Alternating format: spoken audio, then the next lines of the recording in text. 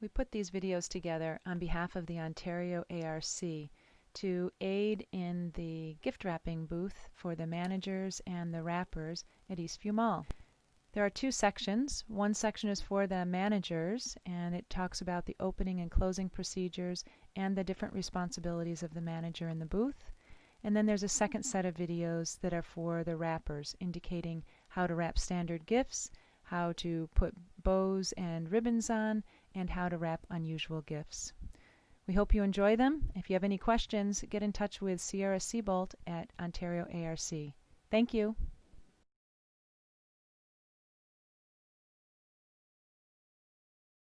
This is the opening procedure for the shift. So if you're the shift manager, you'll come in. This is the Macy's register, and there is a main register that's similar to it, slightly different. You'll start by taking the key out of the register by clicking on the little white tab underneath the register, and that will pop open the drawer, and the key is underneath the change drawer. So just pull out the key, replace the drawer, put it in the key slot, and turn the register on and put it in the REG or register position, and it will turn the register on and you'll see zeros coming up. So take the money that comes out of the bag when you are the manager and open the drawer by pressing the drawer open key. We start by using the shift starting bank, and so we start by indicating your name and the date and what shift you are running, and then you'll count your money.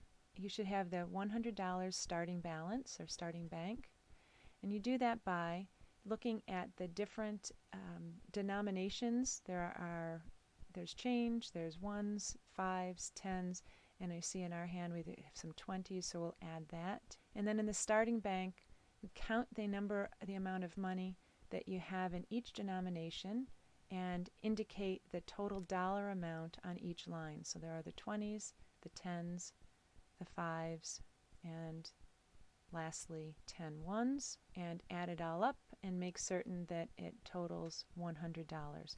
That is your starting bank. Put your money in the register. The singles go to the right, followed by the 5s, 10s, and 20s. If during the shift you do get larger denominations than 20s or you get some checks, just simply put them under the change drawer. All right, close the register and you are ready to begin your shift.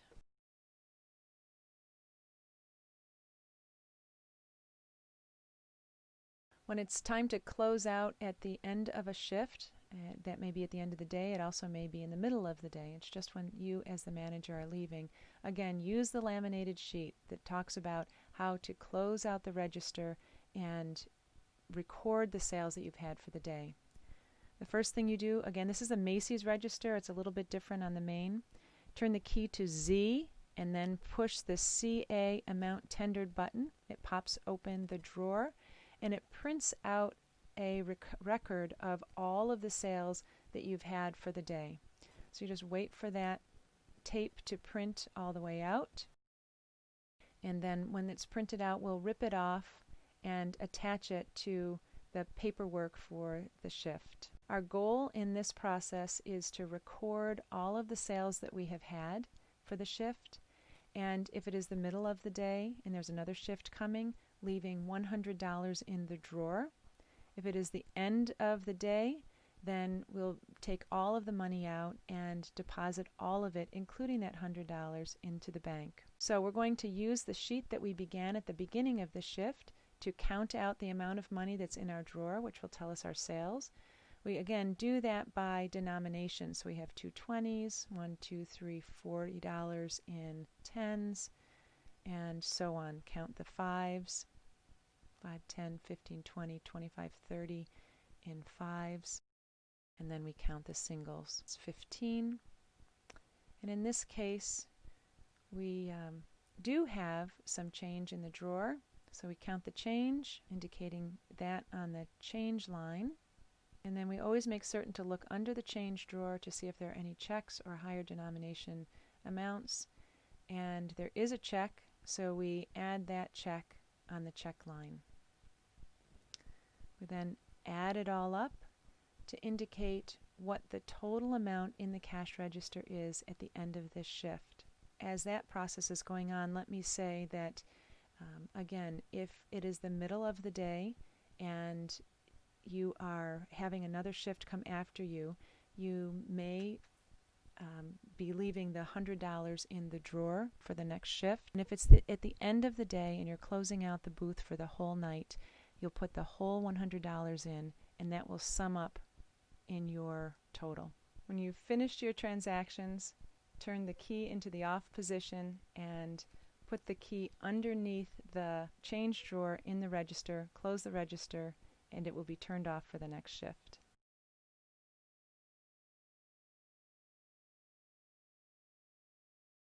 This first demonstration is to see how we take in packages from the customer.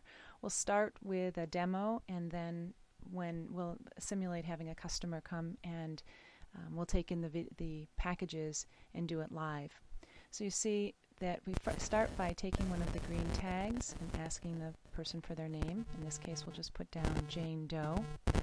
Asking for the phone number. The reason we ask for the phone number is in case somebody forgets the packages, if we have a question, or any other reason that we need to get in touch with the customer.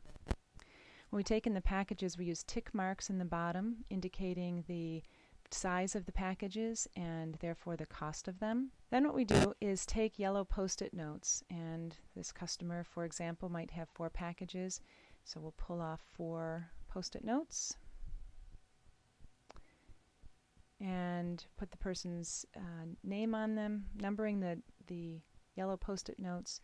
We start with 1, 2, 3, and 4 for 4 packages, and then when we sum them all up, we'll know that there are 4, and so we'll say 1 of 4, 2 of 4, 3 of 4, and 4 of 4. That way when they come back to pick up the packages, we can double check and make certain that we have all of their packages. We'll just use one post-it note now as an example. Put the person's name at the top, and you'll put the name on all 4 of the post-it notes, of course, when the person is standing there.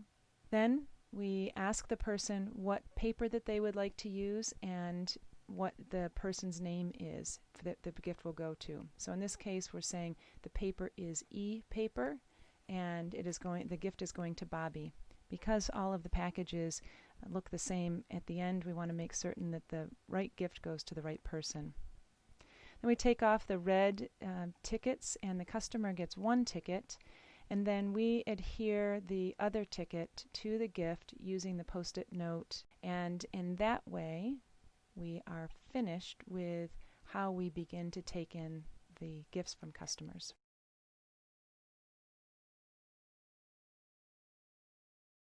Okay, in this situation we have a customer who has brought gifts, and we are taking in the gifts live. So again, we start with the green tag and indicate the person's name and take down the person's phone number in case we need to get in touch with them for any reason.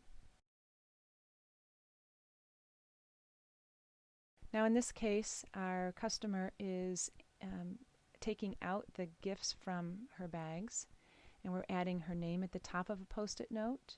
We've asked who the gift is for, and then you can see to the right there are different papers, for example, and she has chosen paper A for this gift. We then just temporarily attach the post-it note to that gift. And now she has the second item. We put her name on the top. We say this is gift 2 of the total number that she will indicate. She indicates that this is for Sharon, and she wants paper B. And in this case, she had indicated that she wants 2 items wrapped in the same box, so we will use 1 box for those. This third gift, indicating her name again, and in this case she is choosing paper, it's for Ashley, and she is using paper E. Okay. So now we have 3 gifts that have been taken in, and we're giving the customer the red claim tags. She will get 3 red claim tags, and we will put the matching claim tags underneath the post-it notes on the gifts so that while they're being wrapped, we can track who the gifts are for And at the end, when they're all wrapped and look beautiful, we will know who to give them back to. Now it's time to indicate the gift box sizes and prices. So we'll be using the holiday gift wrapping prices and make tick marks underneath for each price area for the number of gifts. So there's one large box. There'll be one that is a medium-sized box, and the round one is a small box. There are 3 gifts. We'll put that in the indicated line, and then we'll take the customer's money.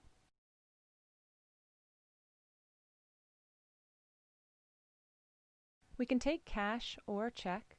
We use the green claim ticket, and by looking at the number tick marks at the bottom, we put them into the cash register. So we have one box that is $7. We put in 700 without a decimal point and click the large button at the bottom. Put in $4, 400, and 300, and click the large subtotal button at the bottom. We now have this as a total amount for the gifts, and the customer's indicated she'd also like to do a donation of $5. So we put in 500, no decimal point, click donation, and then press the subtotal button, which is $19. The customer has given us $20, so we put in 200 and the cash tender button, and it indicates that she is owed $1 in change. Then put the $20 bill in the cash register and give the customer back $1.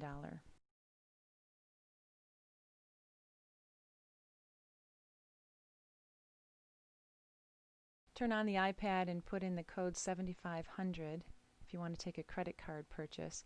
And if you need to, you can swoop over and pick the square, and that way you can pull up the point of sale. We look down the different items and you find gift wrap and you highlight that, and it pulls up all of the different prices, donations, and so on. So if this customer were to pay by credit card, we'd enter it the same way. We'd pick 7 and you'd see that 7 comes up. In this case, it indicates that 2 charges for 7 came up, so I highlight it and then change that back to 1 package at 7. There's 1 package for $4, so I just highlight the 4 and you see it shows up. And there's 1 package for 3, so I press the 3 and 1 package shows up. And that's all of them for this ticket. I press the blue button, and oh, I beg your pardon, there was supposed to be a donation of $5 from this customer, so we indicate a $5 donation, and that also shows up. And then we press the blue button and it shows that there's a charge for $19. What we do is we swoop in the credit card, and we use the little white square and put the mag strip down and swipe it through, and then there will be an indication for the customer to sign.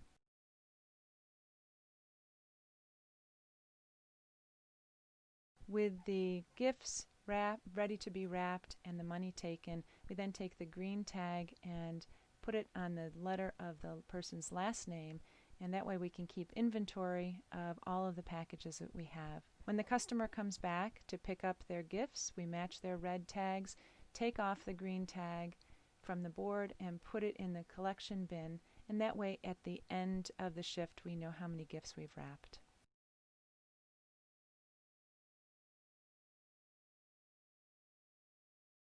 Organize people so that they're in stations. The person taking in the boxes is the manager. This shows the main booth, and so taking in gifts from the customer and queuing them up. You can queue them up in the storage area or on the floor and right next to the manager station. And then between the 2 circles of wrapping paper, set up 3, maybe 4 wrappers, and they are just pulling boxes, wrapping them, and making certain that the tags remain on them. Then 1 person who will be putting on the bows and organizing the gifts for each customer and putting them in storage. And then 1 person who is interacting with the customer who is coming up and wanting to receive the packages, helping them put address labels on and matching the red tags to make certain that the customers are getting the proper gifts.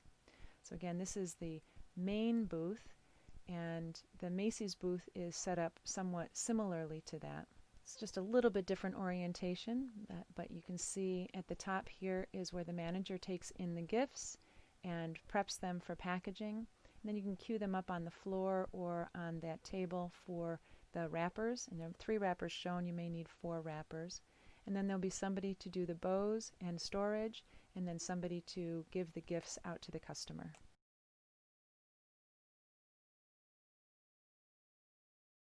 So what most people are coming to do is wrap gifts, and so this is a way to wrap a professional gift.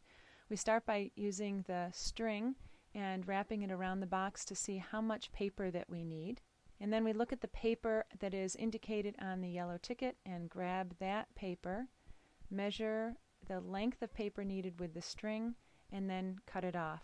Now in this video we had to cut it off with scissors, although there are wrapping paper rippers on site. So put the box upside down, making certain that the yellow tag with the red tracker is off to the side so that you can attach it later. We're cutting off the excess paper, and the reason that we're doing that is so that it makes a tidy box without too much paper, which makes it so that the corners can be really tight and clear. You can tape down the first side, and then measuring where the second side is going to be to make sure it fits, fold over all rough edges so that only folded edges are on the box on the outside. In this case, we're making the corners a little bit more crisp because the paper is quite thick. Okay, now taking a look at the ends, push the ends in and make a tight crease, and then again what we're doing is making certain that all rough edges are folded over, so we measure how deep that flap is going to be, fold it over so that there are only folded edges on the outside of the package, and then do the other side, pushing in, making tight folds, measuring how much paper is needed in order to cover the end, and folding over the paper so that it matches up perfectly.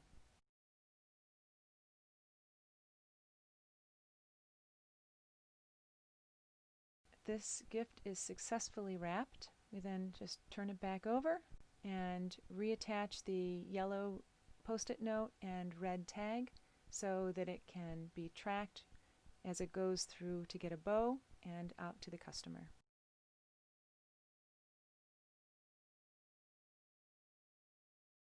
So now it's time to put ribbons and bows on our gift, and we pull a length of coordinating ribbon, and the ARC standard is to make a loop and tape it on, and then take a matching bow or a contrasting bow, your choice, and adhering it on the cross of the ribbon.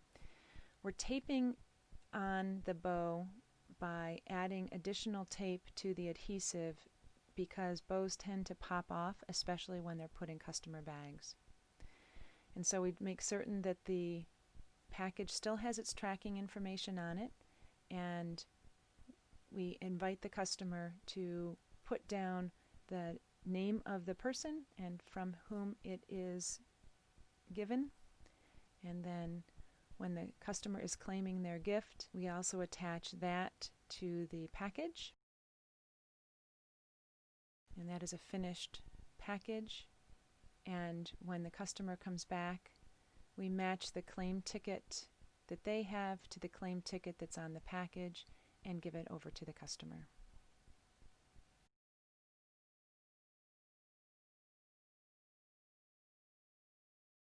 Wrapping unusual boxes is often a challenge. The most common box we get are Build-A-Bear boxes, and so the first trick that we can show is that we open up the box and turn it into a cube, and that way we can easily wrap a square box or a cubed box for our customer. However, in this case and in this video, we want to show a way to wrap the Build-A-Bear box as a house, the way that it comes. That way you can try your hand at it, although it's much easier to turn it into a cube. Again, we use our string to see how much paper that we're going to need. and the customer has chosen this plaid paper. And again, we are cutting the paper here at the booths. There are paper cutters for how the paper stands up. I'll let you just watch this video and just make a few highlights. And that is to say that the process of wrapping some of these unusual gifts, particularly the Build-A-Bear boxes, is a bit of trial and error. We encourage you to tape the paper on as you go so that you have a way to hold the whole thing in place, especially as other wrappers are wrapping around you. And then also to cut off any excess paper that you don't need to wrap, rather than trying to fold it all in and make it a big bulky package. As you're wrapping, we're also wanting to see that the paper is folded so that there are no cut edges showing, only folded edges showing. And as you can see in this demo, we now have the box standing up, and the idea is to create an end piece by folding down the paper, creasing it, and making as tight of corners as you can as you wrap the paper around the box. So we'll continue this process, adding tape, folding edges in, getting the box as tight and tidy as you can. Customers are paying a lot of money to have their gifts wrapped, and so we'd like them to look as tidy and tight as possible. So in this case, you can see just sort of easing the paper, making creases, sometimes reworking in order to make certain that all of the edges and all of the box are covered. So again, we'll continue this process around the other side of the box, and that is a finished package.